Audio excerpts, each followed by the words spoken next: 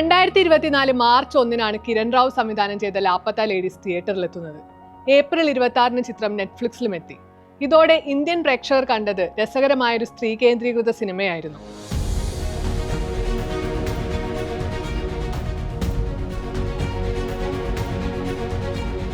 നമ്മുടെ രാജ്യത്തെ സ്ത്രീകൾ അഭിമുഖീകരിക്കുന്ന പ്രശ്നങ്ങൾ കൃത്യമായി വരച്ചുകാട്ടിയ ചിത്രം. റിലീസിന് പിന്നാലെ ചിത്രത്തിന് മികച്ച പ്രേക്ഷക നിരൂപക പ്രശംസയും ലഭിച്ചിരുന്നു. ചിത്രം അന്താരാഷ്ട്ര തലത്തിൽ ചർച്ച ചെയ്യപ്പെടുകയും ചെയ്തു. ഇപ്പോഴിതാ ചിത്രത്തിനെ തേടി പുതിയൊരു നേട്ടം എത്തിയിരിക്കുകയാണ്.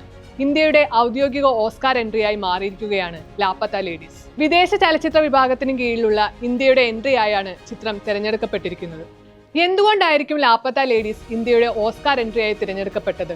അതിന് ഉത്തരം ഒന്നു മാത്രം. എന്റർടൈനർ എന്നതിനപ്പുറത്തേക്ക് സാമൂഹിക മാറ്റത്തിന്റെ ശക്തമായ സന്ദേശം വഹിക്കുന്ന ചിത്രമാണ് ലാപ്പത്ത ലേഡീസ്. 2 ഗ്രാമീണ യുവതികളുടെ കണ്ണുകളിലൂടെ ലിംഗസമത്വം, സ്ത്രീ ശാക്തീകരണം, ഗ്രാമീണ ഇന്ത്യയിലെ സ്ത്രീകൾ അഭിമുഖീകരിക്കുന്ന പ്രശ്നങ്ങൾ എന്നിവ സംസാരിച്ച ചിത്രമാണിത്. 2000-ൽ നടക്കുന്ന കഥയിലൂടെ സ്ത്രീകൾ ഇന്നും അനുഭവിച്ചുകൊണ്ടിരിക്കുന്ന പ്രശ്നങ്ങൾ കൃത്യമായി പറഞ്ഞു വെച്ച സിനിമ. ഫൂൽകുമാരി, ജയ എന്നീ 2 സ്ത്രീകളുടെ കഥയാണ് ചിത്രം പറയുന്നത്. ഭർത്താവിന്റെ വീട്ടിലേക്കുള്ള ട്രെയിൻ യാത്രക്കിടെ പരസ്പരം മാറിപ്പോകുന്ന നവദമ്പതികളായ 2 യുവവധുക്കളാണ് ഇവർ. ഇവരുടെ ജീവിതത്തിലൂടെയാണ് കഥ മുന്നോട്ടു പോകുന്നത്. വലിയ ബിഗ് ബജറ്റിൽ ഒരുങ്ങുന്ന ഇന്ത്യൻ സിനിമകൾക്ക് മുന്നിലേക്ക് നർമ്മത്തിൽ പൊതിഞ്ഞ് ശക്തമായ സന്ദേശം പറയുന്ന സിനിമ ചെയ്യുകയായിരുന്നു കിരൺ റാവു ചെയ്തത്. ലാപ്പത്ത ലേഡീസ് ഓസ്കാർ എൻട്രി ആയാൽ എന്റെ സ്വപ്നം പൂർണ്ണമാകുമെന്ന് കിരൺ റാവു അടുത്തിടെ PTIയോട് പറഞ്ഞിരുന്നു. ലാപ്പത്ത ലേഡീസ് ഓസ്കാർ എൻട്രി ആകുന്നതിലൂടെ കിരൺ റാവുവിന്റെ സ്വപ്നം പൂർണ്ണമാവുക മാത്രമല്ല, മറിച്ച് ഇന്ത്യയിലെ സ്ത്രീകളുടെ അവസ്ഥ വരച്ചുകാട്ടിയ ചിത്രം അന്താരാഷ്ട്ര തലത്തിൽ വീണ്ടും ചർച്ചയാവുക കൂടിയാണ് ചെയ്യുന്നത്. ഈ പാട്രിയാർക്കൽ സമൂഹത്തിൽ ലിംഗസമത്വത്തെക്കുറിച്ചും സ്ത്രീ ശാക്തീകരണത്തെക്കുറിച്ചും എത്ര പറഞ്ഞാലും മതിയാവില്ല. കാരണം സ്ത്രീകളെ ഇന്നും അടിച്ചമർത്താൻ നോക്കിയിരിക്കുന്ന സമൂഹമാണിത്. അതുകൊണ്ട് തന്നെ ലിംഗസമത്വം എന്താണെന്നും അതിന്റെ പ്രാധാന്യം എന്താണെന്നും ഈ സമൂഹത്തെ പറഞ്ഞു പഠിപ്പിക്കേണ്ടത് അത്യാവശ്യമാണ്. അത് തന്നെയാണ് ലാപ്പത്ത ലേഡീസ് ചർച്ചയാവേണ്ടതിന്റെ പ്രാധാന്യവും. സ്ത്രീകളുടെ വിദ്യാഭ്യാസത്തിന്റെ പ്രാധാന്യത്തെക്കുറിച്ചും സിനിമയിൽ പറയുന്നുണ്ട്. ഗ്രാമീണ ഇന്ത്യയിൽ സ്ത്രീകൾ അഭിമുഖീകരിക്കുന്ന ഏറ്റവും വലിയ പ്രശ്നങ്ങളിൽ ഒന്നാണ് കൃത്യമായ വിദ്യാഭ്യാസം ലഭിക്കാത്തത്.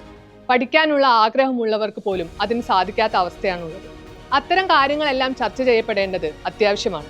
ചോയ്സിന്റെ പ്രാധാന്യത്തെക്കുറിച്ചും കൃത്യമായി പറഞ്ഞു വെക്കുന്ന സിനിമയാണ് ലാപ്പത്ത ലേഡീസ്. ഫൂലിന്റെയും ജയയുടെയും ചോയ്സുകൾ വ്യത്യസ്തമാണ്.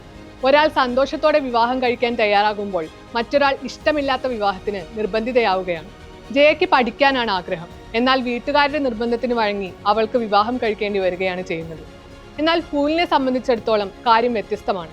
അവൾ പൂർണ്ണ സമ്മതത്തോടെയാണ് വിവാഹം കഴിക്കുന്നതും സന്തോഷത്തോടെയാണ് ഭർത്താവായ ദീപകിനൊപ്പം പോകുന്നതും. സിനിമ വളരെ ലളിതമായ രീതിയിലാണ് ജെൻഡർ റോളിനെയും സമത്വത്തെയും കുറിച്ചെല്ലാം പറഞ്ഞു വെക്കുന്നത്. ഇത് ഇന്ത്യയിലെ സ്ത്രീകൾ മാത്രം അഭിമുഖീകരിക്കുന്ന പ്രശ്നമല്ല, മറിച്ച് പാട്രിയാർക്കൽ സൊസൈറ്റിയിൽ എല്ലാം തന്നെ ഇതേ അവസ്ഥയാണ് സ്ത്രീകളുടെ ജീവിതത്തിൽ കണ്ടുവരുന്നത്. സിനിമയിലൂടെ സ്ത്രീ എന്നാൽ വിവാഹം കഴിച്ച് ഭർത്താവിനെയും സേവിച്ച് ജീവിക്കേണ്ടവളാണെന്ന സമൂഹത്തിന്റെ സ്ഥിരം പറച്ചിലിനെ ചോദ്യം ചെയ്യുകയാണ് കിരൺ റാവു ചെയ്യുന്നത്. ഒരു സ്ത്രീ എന്ത് ചെയ്യണമെന്നത് അവളുടെ ചോയ്സാണ്. അത് ചിലപ്പോൾ വിവാഹം കഴിക്കുന്നതാകാം, അല്ലെങ്കിൽ വിവാഹം കഴിക്കാതിരിക്കുന്നതാകാം.